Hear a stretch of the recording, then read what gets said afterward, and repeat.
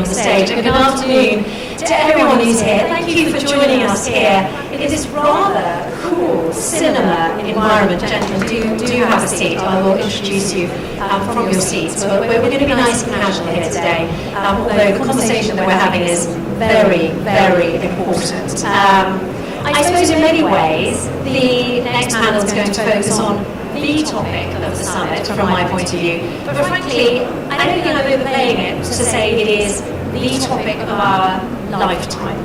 Yep, we are focusing on artificial intelligence. We're asking whether or not we should consider it today a secret weapon or our worst nightmare.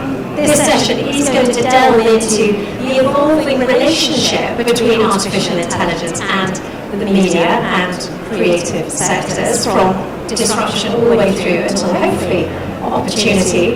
And we'll be exploring how professionals like all of you in our audience today can adapt and innovate in the face of this incredibly rapid technological change. Now, I'm Georgia Tolley, I'm actually a host of the Agenda programme on Dubai Eye Radio, and I am very, very excited to be joined by two extraordinary individuals who are based right here in Dubai. I'm sure many of you recognise them. Both of them are playing an absolutely vital role in shaping what is a brave new world. One where AI is rapidly becoming part of every single thing we do. We have with us Hamad Al-Shirawi, who serves as Director of Projects at the Dubai Future Foundation. He has played an absolutely pivotal role in the Dubai Centre for Artificial Intelligence, and he was instrumental in organising many of the major tech events that you have here in Dubai. Most recently, the hugely successful Dubai AI Week, which was massive. I'm sure all of you went to it. I was there, I broadcasted. They had literally a who's who of the AI industry right here in Dubai. Also, to my left, I have Dr. Marwan Alzarooni, CEO of Artificial Intelligence at Dubai's Department of Economy and Tourism. Also CEO of the Dubai Blockchain Centre. Now, Dr. Alzarooni is a founding member of the Dubai Electronic Security Centre, importantly, also a founding member of the Artificial Intelligence Ethical Committee, which is really going to come into play as part of our conversation going forwards. And he was recognised by Cointelegraph in 2022 as one of the top 100 influential figures in blockchain and cryptocurrencies. Gentlemen, thank you so much for joining me on the stage. You're busy men, and it's a privilege to have you here. Thank you for having us. Thank you very much. Okay, so I have to say, gentlemen, as a journalist, as a radio host, I feel threatened. Very, very threatened. I feel like ultimately I can be replaced by artificial intelligence, if not by the end of this year, certainly next year. We all know it's by the end of this year, let's be honest, probably next month. Let's talk about, first of all, Dr. Marwan. I'm going to come to you specifically as a founding member of the Artificial Intelligence Ethical Community. Are you concerned about what happens to human creativity in a world where machines can frankly produce the same or even better content?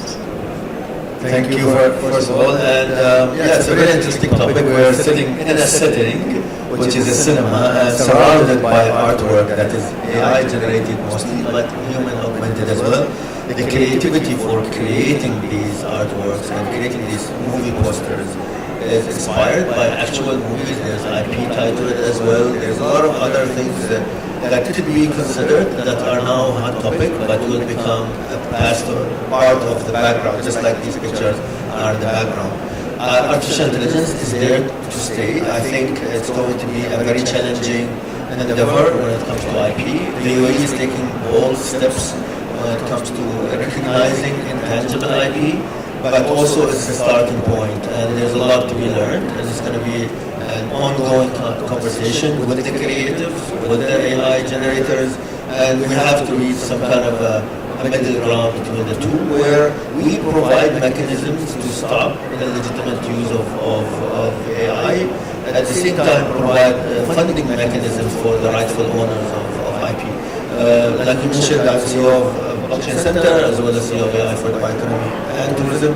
So the economy economic incentives, and also technology such as blockchain will help a lot in creating that value chain for the content creators and also the content users and consumers.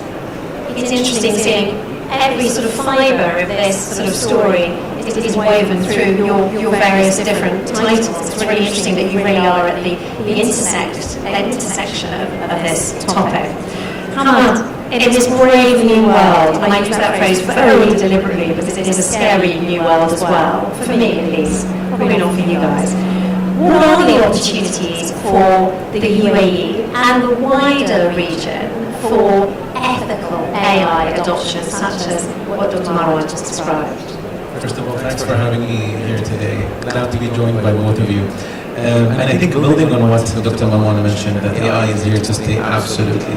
As His Highness very nicely tweeted recently, that AI is to be embraced, basically. And those who do not embrace it ultimately will fall behind. And we're doing this very closely with the government entities. From the get-go, we've worked very closely with entities to build use cases. And we've been able to build 170 use cases across many of the government entities. What we did later on is we then took these government entities and matchmaked them with 28 startups and started to build proof of concepts. And these proof of concepts range on various different topics. Many of them touch on ethics, many of them touch on efficiency, many on productivity. So one of the ones that I enjoy sharing is when we worked with the Dubai police. So interestingly, actually, the largest lost and found department in Dubai is the police. I'm sure we all hear lots of headlines that says, taxi driver fines X million or X watch and so on. So naturally, as the police department, their primary function is not to be answering lost and found calls and actually cater to their actual priorities. But ultimately, this was an opportunity to implement AI across the function. And if you look at the actual mundane task of receiving a complaint, logging it, and actually manually tracing that specific lost item with a pool of different lost items, it's quite mundane, both in terms of best use of resources, but also it's open to human error. So when we applied AI, ultimately the found items was boosted by 300%.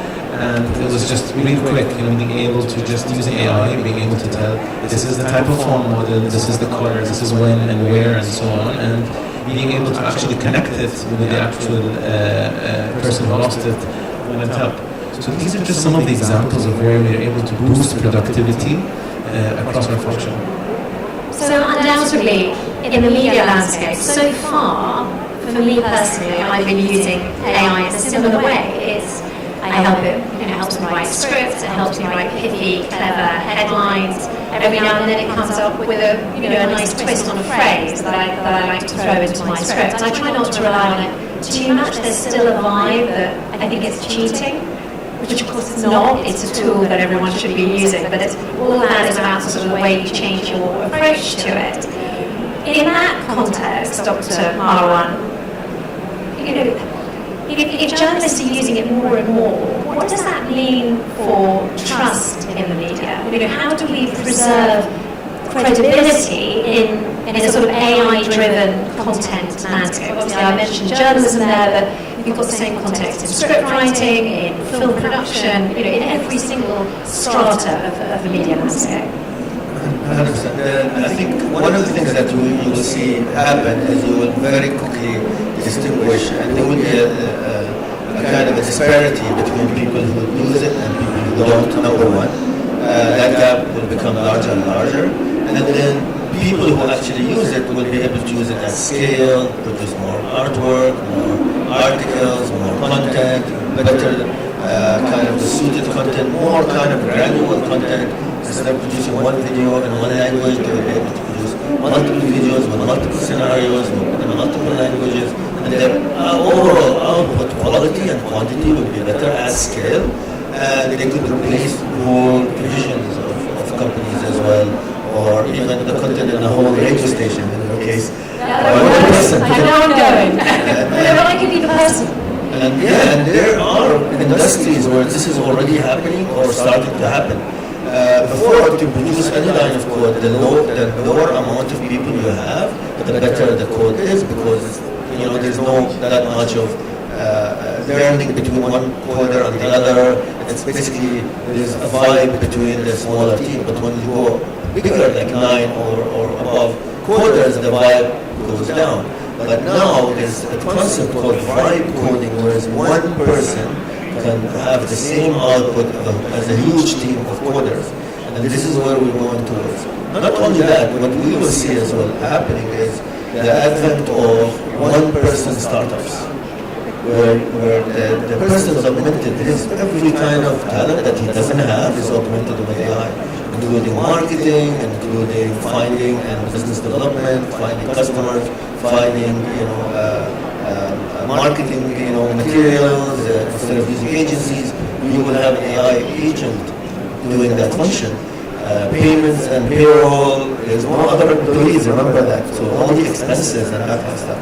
So all of this stuff, taxes and automatic, tax kind of reporting and everything, all of this will become, and you will see, it's only a matter of time, one-person startups, or even better yet, and I'm trying to blow your mind with this one, 0-person startups. I think you're scared her enough. I can see her face. I mean, I was just like, I thought I was just going to lose my job. I didn't realize that everyone was going to lose their job. No, I did. I mean, it is. I think there is a sort of mental shift here that we have to decide whether or not we're going to be excited by this, like the title of the panel suggests, whether we're exhilarated by it, whether we want to be that one person who seizes the initiative, or whether we are just going to curl up in a little ball and rock ourselves to sleep, because it depends on my mood as to which I want to be. Hamad, how are we going to bridge this tide? You must, in your role, you must look around the population of the UAE and think, how can we bring these people with us on this journey? Because that's how Dubai is going to be successful. So, when you talk about your concerns actually around, what does it look like the next few months, it's only natural. Just like when the revolutionary internet came out, everyone obviously at the beginning was very concerned around the opportunities, but also the concerns. What does it mean? Connectivity, human touch. So it's absolutely natural and human nature to actually feel that bit of, I am concerned. But it is a wave that we will have to ride. We will have to learn. We have to understand the opportunities that exist. It's only vital that we look at how great it increases productivity and how it increases efficiency, but also understanding its challenges. And that's why we're in the best place to be in Dubai, where we actually explore these challenges, we tackle them head on, at least we raise awareness about them, and we work together, whether it's in the education function or in the economy or in any other sector.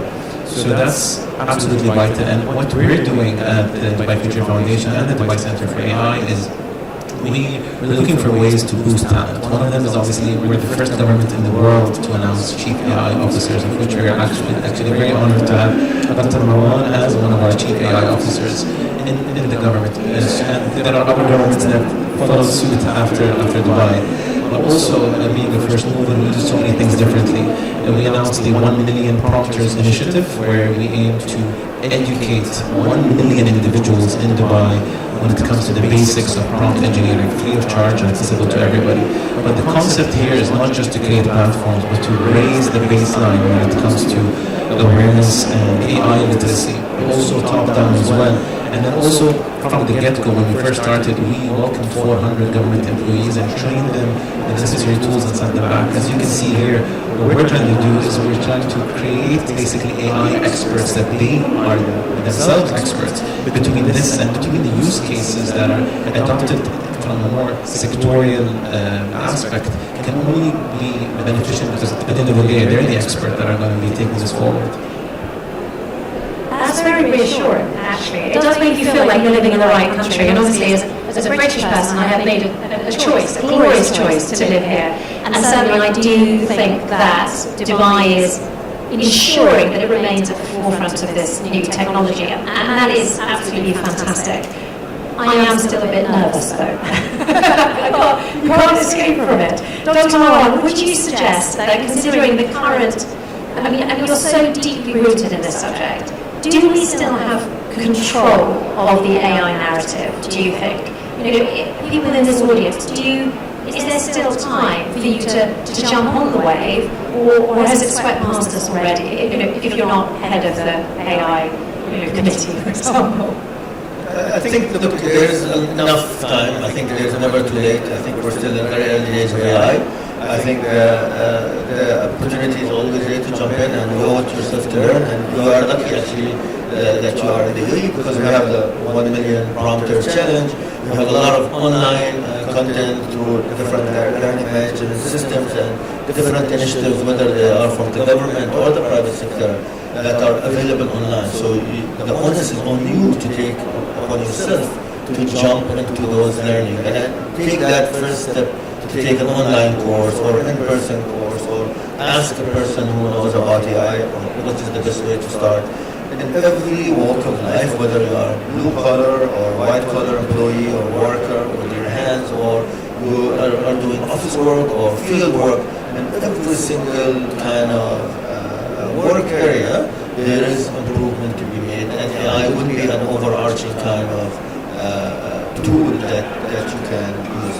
One of the things that my colleague was mentioning, that in the Dubai Center of AI, we went across different government departments to see where is the value. It's not to do proof of concepts, but proof of value, of where that is more valuable than others. And us in Dubai Economy and Tourism, we actually leading from the front when it comes to things like E33 initiatives, and we identify different themes where the value take is immediate right now in the next 3 to 5 years, but we will revisit that every once in a while just to see what areas of interest are. And those areas are healthcare, and we look at health tech as longevity, health span, rather than just lifespan. When it comes to property technology, yesterday we announced as the Dubai Future Foundation, there is an initiative which is real world assets, where you can buy fractional parts of an apartment or a property in Dubai. There's also logistics, there's where AI will help us tremendously. And another theme, which is the last theme, is the sustainable manufacturing. So not only producing energy from clean sources, but how do we consume it, and how do we best manufacture materials that are sustainable. You can hear there the benefits that artificial intelligence is going to bring once it is, when it's harnessed responsibly, ultimately. Okay, we have about 1 minute left. So this is my chance to ask you to leave us with one parting thought. And I'm going to refer back to the title of the panel again. AI, secret weapon, or your worst nightmare. If you had to choose one of those phrases, which would you choose and why? And actually, I'm going to come to you. Absolutely. It used to be a secret weapon, now it's just a weapon you have to have. It's a weapon and it's a shield, and it will take you forward. Like I said, if you do not learn the challenges that exist, it might be a nightmare for some people, but if you do capitalize, it will be a powerful weapon that you can improve, move on, build new connections, build bridges, and ultimately Dubai is the right place for this. We just hosted the AI Week, and we had some of the leading big tech startups, delegations from around the world, and also right here at the forum, at the Arab Media Forum, we have AI as a core component of the discussion. So only natural that we capitalize on this and have more weapons here in Dubai. Optimistic. I didn't expect anything less, to be honest. Marwan. I think the future is 100% human. I think we in Dubai we set the stance or the posture by creating what is called the Universal AI Blueprint, which is our way of looking at AI and how we empower the human to have a better quality of life, use AI as a tool, and focus will always be, and the future will always be human-based. I feel gently reassured, gentlemen. Thank you very much. Certainly I feel like I'm in the right place for this AI revolution, which I think is going to sweep over us over the next couple of months, years. I mean, it's going to look so different. The landscape is just going to look so entirely different from a media perspective in just 2 years' time. Thank you to everyone in our audience for joining us today. Thank you for listening so intently. It's been a great pleasure for me to host this panel, and it's been a great pleasure to welcome these two incredible gentlemen who are literally leading this AI revolution here in Dubai and the UAE. So thank you very much indeed, Hamad, Dr. Marwan. It's been a great pleasure speaking to you. Thank you.